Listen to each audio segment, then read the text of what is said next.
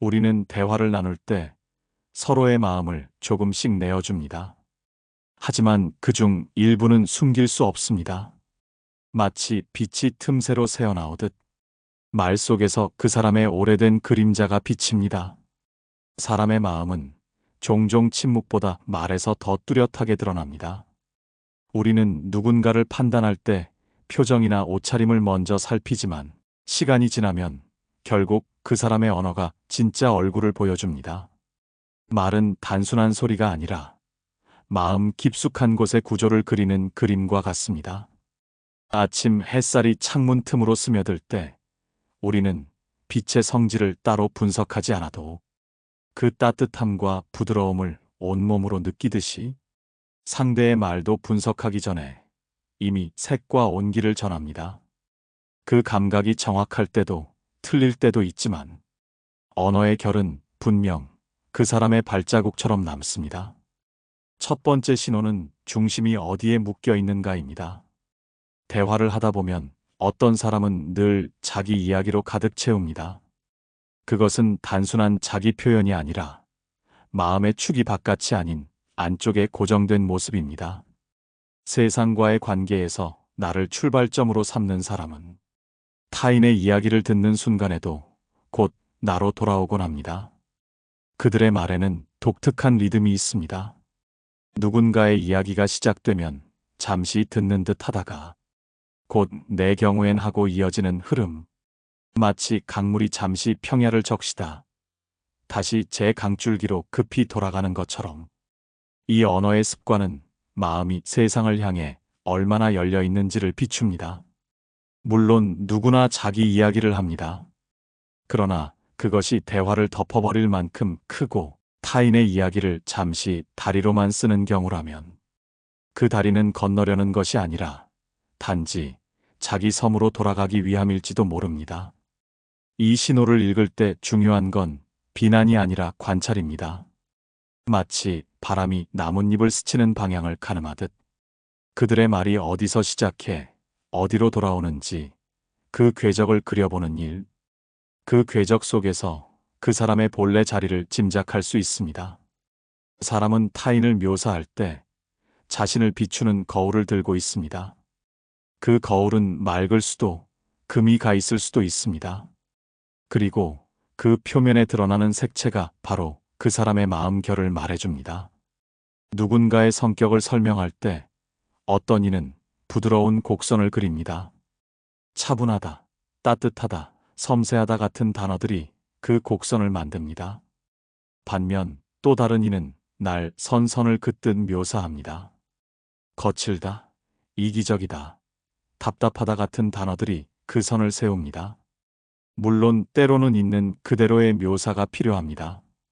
그러나 주목해야 할 건 그 단어들이 얼마나 자주, 얼마나 쉽게 입 밖으로 흘러나오는가입니다. 습관처럼 타인을 깎아내리는 표현을 쓰는 사람은 사실 자신을 향해서도 같은 칼을 들이대는 경우가 많습니다. 그들의 내면에는 스스로를 재단하는 날카로운 잣대가 숨겨져 있죠. 그 날카로움은 단순히 비판의 기술이 아닙니다. 오래전부터 자신을 지키기 위해 세운 울타리이자 동시에 자신을 가두는 창살입니다. 타인을 그렇게 바라보는 시선은 결국 자기 자신에게로 되돌아옵니다. 왜냐하면 우리가 세상에 붙이는 이름과 형용은 결국 우리가 세계를 그리고 나를 어떻게 정의하는지를 말하기 때문입니다. 바람이 불 때 나뭇잎이 흔들리는 모양은 뿌리가 잡힌 자리에서 나옵니다. 그 사람이 어떤 단어로 타인을 그리는지 살피면 그 뿌리가 어디에 뻗어 있는지 조금은 알 수 있습니다. 그 뿌리가 메마른 흙에 있는지 아니면 촉촉한 숲 속에 있는지 말이죠. 대화를 나누며 그 사람이 쓰는 형용사에 귀를 기울여 보세요. 그 단어의 끝에 묻어 있는 감정의 색과 온도는 그 사람이 세상을 어떤 빛깔로 바라보는지를 그대로 드러냅니다. 대화를 하다 보면 어떤 사람은 놀랄 만큼 빠르게 결론을 내립니다. 이야기가 절반쯤 흘렀을 때 이미 속으로 문을 닫아버린 듯한 표정이 스칩니다. 그 문은 판단이라는 자물쇠로 채워져 있고 안으로 들어갈 수 있는 통로는 이제 더 이상 남아있지 않습니다. 판단이 빠른 말에는 묘한 특징이 있습니다. 상대의 말을 끝까지 듣지 않고 그 안에서 가장 먼저 걸리는 조각을 붙잡아 그것을 전체로 삼아버립니다. 마치 한 송이 꽃잎을 보고 그 꽃의 향과 계절까지 단정 지어버리는 것처럼요. 반대로 질문이 많은 귀는 시간을 들입니다. 꽃잎을 만져보고 향을 맡아보고 줄기와 잎을 살펴본 뒤에야 이 꽃이 무엇인지 조심스레 이름 붙입니다. 이 과정은 더디지만 그 더딤 속에서 세상은 조금 더 넓어집니다. 판단이 습관이 된 사람의 말은 짧고 단단합니다. 그러나 그 단단함이 곧 견고함을 뜻하지는 않습니다. 때때로 그것은 아직 자라지 못한 생각을 미리 굳혀버린 결과일 뿐입니다. 반면 질문이 많은 사람의 말은 느리고 유연합니다. 그 유연함은 흔들림 같지만 사실은 깊이 뿌리내린 신뢰에서 나옵니다. 우리가 듣는 말에서 속도는 중요한 단서입니다. 얼마나 빨리 판단하는지, 얼마나 천천히 물어보는지, 그 속도가 그 사람의 세계를 여는지 닫는지를 알려줍니다. 바람이 불어오는 방향을 바꿀 수는 없지만 귀를 어떻게 기울일지는 우리가 선택할 수 있습니다. 판단보다 질문을 먼저 두는 말에는 아직 보지 못한 길이 열려 있습니다. 대화 속에서 가장 짧지만 오래 남는 말이 있습니다. 고마워요. 두 음절의 단어가 전하는 힘은 생각보다 훨씬 깊고 멀리 퍼져갑니다. 고마움을 머뭇거림 없이 건네는 사람은 마음의 문이 안쪽에서 열려 있습니다. 그들에게 감사란 특별한 상황에서만 꺼내는 보석이 아니라 일상의 먼지 속에서도 반짝이는 작은 조각입니다. 그 조각은 그 사람의 손끝에서 자연스럽게 떨어져 나와 누군가의 마음 바닥에 잔잔히 내려앉습니다. 반대로 고마움을 잘 말하지 않는 사람도 있습니다. 마음에 감사가 없어서가 아니라 표현하는 법을 잊었거나 감사마저 주고받아야 할 비처럼 느껴서일 수 있습니다. 그들의 말은 대체로 조심스럽지만 그 조심스러움 속에는 따뜻함이 머물 공간이 적을 때가 많습니다. 감사의 말은 부드러운 물결 같습니다. 한 번 퍼지면 말한 사람과 들은 사람 모두를 데웁니다. 작은 친절에, 작은 도움에, 작은 웃음에 고마움을 건네는 말은 마치 이른 봄 햇살처럼 얼어붙은 땅을 조금씩 녹입니다. 그리고 중요한 건 그 고마움이 진심인지 아닌지를 상대는 생각보다 빨리 알아차린다는 것입니다. 억지로 꺼낸 감사는 표면에서만 맴돌지만 마음 깊이 우러난 감사는 목소리의 온도와 호흡의 길이까지 바꿉니다. 우리가 누군가를 기억하는 이유는 대부분 거창한 사건 때문이 아니라 이런 사소한 순간 때문입니다. 따뜻한 말 한마디가 오랜 세월이 지난 뒤에도 불쑥 떠오르는 순간처럼요. 대화 중에 찾아오는 침묵은 많은 사람에게 불편함을 줍니다. 빈 공간을 메우려는 듯 우리는 급히 말을 꺼내고 그 말은 종종 마음에서 오기보다 머리에서 먼저 만들어집니다. 하지만 어떤 사람은 그 침묵 속에서 편안히 머뭅니다. 그들의 말은 필요할 때만 천천히 건너옵니다. 마치 바람이 멈춘 호수 위를 한 척의 작은 배가 부드럽게 지나가듯 그 침묵은 불안이 아니라 여백으로 남습니다.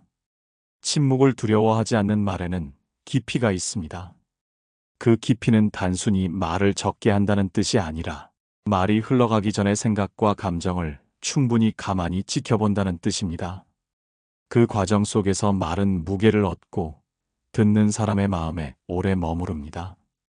급히 던진 말은 물수제비처럼 튀다 금세 사라집니다. 하지만 침묵을 통과한 말은 돌처럼 가라앉아 그 물속에서 조용히 울림을 퍼뜨립니다. 이런 사람들의 대화에는 묘한 안정감이 있습니다. 함께 있어도 채워야 할 의무가 없고 침묵마저 서로의 존재를 확인하는 시간이 됩니다. 그 속에서 건네진 한마디는 단순한 정보가 아니라 마음의 방향을 바꾸는 힘이 되기도 합니다. 우리가 누군가를 더 깊이 이해하고 싶다면 그들이 침묵 속에서 어떻게 머무는지를 지켜볼 필요가 있습니다. 그 여백을 다루는 방식이야말로 그 사람이 세상과 맺고 있는 관계의 결을 가장 잘 보여주기 때문입니다. 우리가 살펴본 5가지 언어의 신호는 각각 다른 얼굴을 하고 있지만 그 밑바닥에는 공통된 흐름이 있습니다. 바로 말이 곧 마음의 궤적이라는 사실입니다. 첫 번째 신호에서 중심이 어디에 묶여 있는지에 따라 말은 안쪽으로 휘돌기도 바깥으로 열리기도 했습니다. 두 번째 신호에서는 타인을 묘사하는 단어가 곧 자기 자신을 비추는 거울이 된다는 것을 보았습니다. 세 번째 신호에서는 판단의 속도와 질문의 속도가 마음의 문을 닫거나 열었습니다. 네 번째 신호는 사소한 고마움을 서슴없이 건네는 말이 사람 사이를 데운다는 것을 알려주었고, 다섯 번째 신호는 침묵을 두려워하지 않는 말이 얼마나 깊은 울림을 남기는지를 보여주었습니다. 이 신호들은 따로 떨어진 조각이 아니라 한 사람의 내면을 입체적으로 드러내는 면들입니다. 마치 서로 다른 색의 실이 모여 하나의 직물을 이루듯 그 말의 습관과 결이 합쳐져 그 사람의 본성을 짜냅니다. 우리는 흔히 말보다 행동이 중요하다고 생각합니다. 물론 행동은 거짓말을 하기 어렵습니다. 하지만 말은 그보다 더 은밀하게, 더 빠르게 본심을 새어나르게 합니다. 말 속에는 생각뿐 아니라 생각이 태어나기 전의 감정과 습관, 그리고 오래된 세계관이 담겨 있기 때문입니다. 어떤 이의 말에는 바람이 스칩니다. 그 바람은 차갑기도 따뜻하기도 하죠. 그 바람을 오래 맞다 보면 그 사람이 어떤 계절을 품고 사는지를 알 수 있습니다. 결국 사람을 읽는다는 것은 말을 분석하는 기술이 아니라 그 말 속에서 흐르는 온기와 그림자를 함께 느끼는 일입니다. 그 느림과 주의 깊음을 통해서만 우리는 서로를 조금 더 온전하게 마주할 수 있습니다. 비 오는 오후, 한 카페 구석자리에서 네 사람이 둘러앉아 있었다고 해봅시다. 잔 위로 김이 피어오르고 창밖의 빗방울이 유리 위를 흘러내리는 그 시간에 그들의 말은 각기 다른 방향으로 흐르고 있었습니다. 첫 번째로 말을 시작한 이는 이야기가 조금만 빗나가도 다시 자기 경험으로 끌어왔습니다.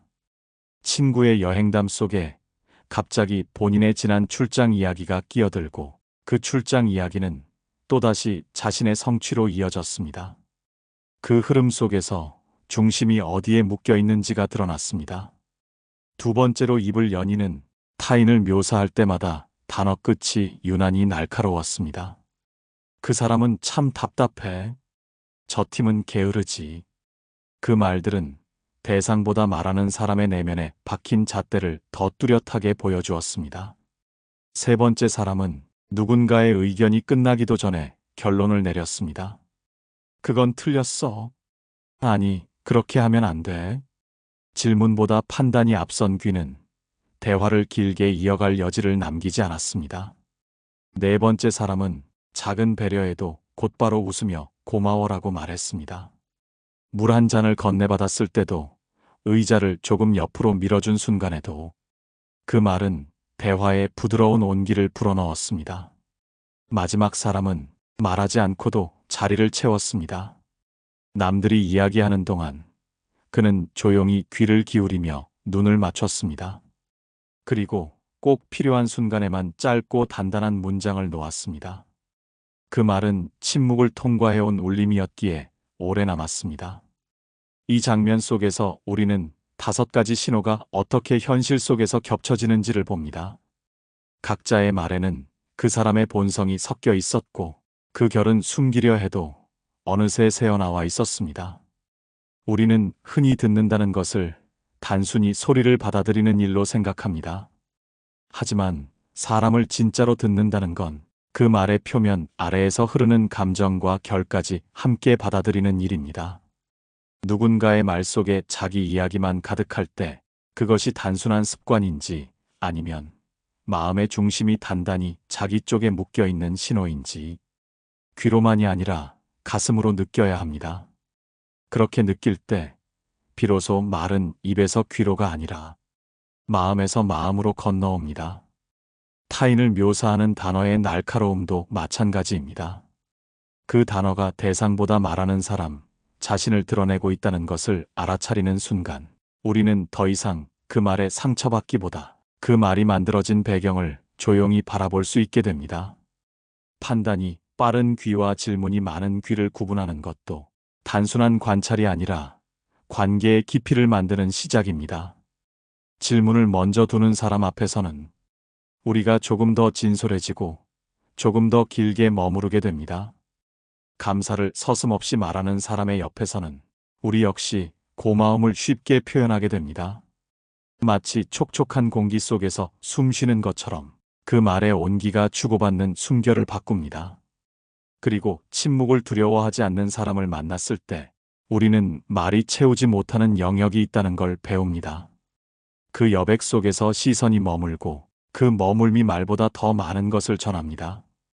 결국 사람을 듣는다는 건 단어 하나하나를 기억하는 일이 아니라 그 말이 흘러나온 강줄기와 그 강이 스쳐온 계절을 함께 느끼는 일입니다. 사람과 사람 사이에는 보이지 않는 문이 있습니다. 그 문은 대화라는 열쇠로만 열립니다. 하지만 모든 말이 그 문을 여는 건 아닙니다. 어떤 말은 문이 손잡이를 잡는 순간 열기를 식혀버리고 어떤 말은 문틈 사이로 빛을 불어넣습니다. 5가지 신호는 이 문 앞에서 우리가 쥘 수 있는 5개의 서로 다른 열쇠입니다. 자기 이야기로만 흐르는 말은 문을 안쪽에서 잠그는 열쇠가 되기도 합니다. 우리가 그것을 알아차리는 순간 그 문을 억지로 열려 하기보다 그 사람의 섬을 멀리서 바라보는 선택을 할 수 있습니다. 타인을 날카롭게 묘사하는 말은 그 사람 내면의 경계선을 보여주는 표식입니다. 그 표식을 읽으면 우리는 그 경계 안에 발을 들릴지 아니면 경계 밖에서 천천히 기다릴지를 선택할 수 있습니다. 판단이 빠른 귀는 문을 반쯤만 열어놓고 닫아버리는 모습입니다. 질문이 많은 귀는 문을 활짝 열어놓고 안으로 초대하는 모습입니다. 그 차이를 읽으면 누구와 함께 더 멀리 걸을지를 알 수 있습니다. 감사를 서슴없이 전하는 말은 문이 경첩에 기름을 칩니다. 관계가 부드럽게 열리고 닫히도록 마찰을 줄여줍니다. 그리고 침묵을 두려워하지 않는 말은 문 앞의 긴 대기 시간을 온전히 함께하는 힘입니다. 서로 아무 말이 없어도 그 기다림이 곧 신뢰가 되는 순간이 있습니다. 결국 이 5가지 신호는 우리가 문을 열어야 할 때와 그저 문 앞에 앉아 있어야 할 때를 알려줍니다. 그 지혜가 있으면 관계는 불필요한 상처 없이 조금 더 깊어집니다. 말 속에서 타인의 본성을 읽는 일은 결국 나를 비추는 거울 앞에 서는 일입니다. 우리가 누군가의 중심을 살피고 단어의 날카로움을 관찰하고 판단의 속도를 헤아리고 고마움의 온도를 느끼고 침묵 속의 여백을 바라볼 때 그 순간마다 우리는 동시에 나 자신의 모습을 보고 있습니다. 왜냐하면 타인의 말 속에서 보이는 결은 종종 내 안에도 숨어 있기 때문입니다. 누군가의 자기중심적인 말이 불편하게 느껴질 때 그 불편함 속에는 내가 놓치고 있던 나의 모습이 스쳐 지나갑니다. 타인의 날카로운 단어가 마음을 찌를 때 그날은 내 안에 경직된 부분을 건드리기도 합니다. 판단이 빠른 귀를 보며 아쉬움을 느낀다면 그건 내가 더 많은 질문을 품고 싶다는 뜻일 수 있습니다. 감사를 서슴없이 전하는 사람 옆에서 마음이 풀리는 이유는 나 역시 그렇게 말하고 싶은 갈망이 있기 때문입니다. 침묵을 두려워하지 않는 이를 만나 안도감을 느낀다면 그건 내가 그만큼 안전한 여백을 원하고 있었다는 증거입니다.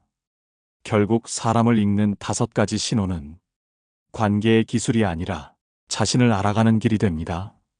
타인을 관찰하며 배운 감각은 거울처럼 나를 비추고 그 비침 속에서 우리는 조금씩 더 단단해집니다.